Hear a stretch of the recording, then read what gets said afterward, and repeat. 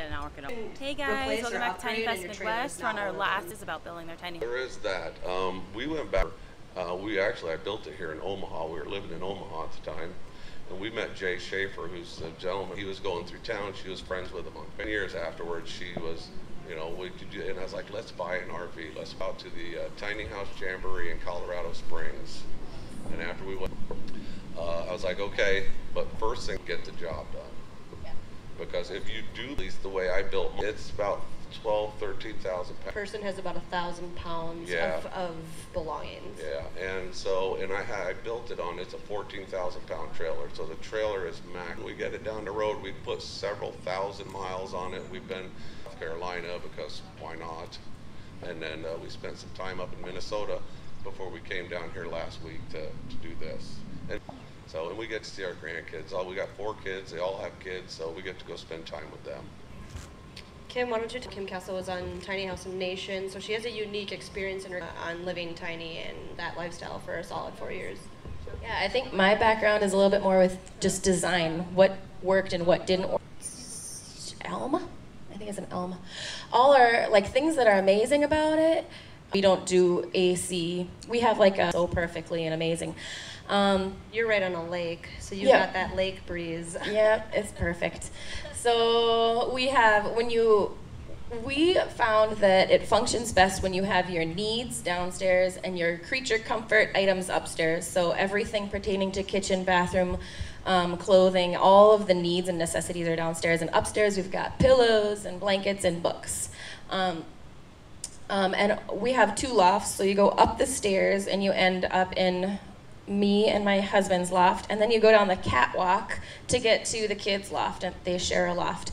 And we were really comfortable with it. Didn't want them going up and down the stairs in the middle of the night looking for mommy and daddy, or having to go to the bathroom and fumbling on the stairs, so they had to come through. And the catwalk is perfect. It's got all the, it's like safe.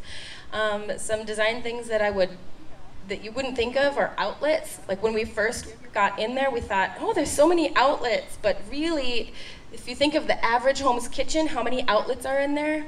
You want that same number. You don't want just 2 because it's only number of outlets. So because things shift and change so much that one outlet might be enough number-wise, but it's not placed in the right spot as you move things around. And like for all your kitchen appliances. Yep, kitchen things, all again constantly.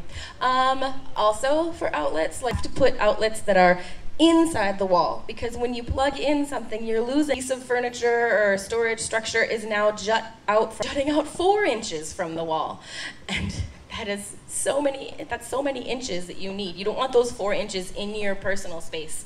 You want it up against the wall. It just looks way more cluttery when it's set inside the wall. And here I looked it up on, they actually make I just realized that was a thing you could buy like last week. So they're like $6 or $7. And we were talking about heat and AC. So we have a Kimberly 3 winters, but when you're lazy, you just want to turn the spray foam insulation, so it's really well insulated, 30 below. We need a second one just to get the things around and do some updating. And he was like, I'm not going to put it back in this. Easy and inefficient in that decision, but it totally worked for 6 months each time. And to speak on like the whole direction, one being like you need a giant truck to pull your tiny house and it costs a lot. Tiny houses aren't made to travel in Minnesota, that were all in RVs, heaters. They had insulation cover. And they'd come in our house and we'd be like, oh yeah, just this. More efficient, because we stayed in Omaha a little too late last year. When we were here, we woke up one morning. An efficient small space, 10 windows up. Complain about. Yeah. Of your children, and I myself also have a catwalk. But like as somebody who helps consult other people, there's a lot of people who are like don't really realize while designing their whole and houses around our needs, but make sure they want to do. My girlfriend has, and maybe you guys know the Jurdies, they live in the birch tree house.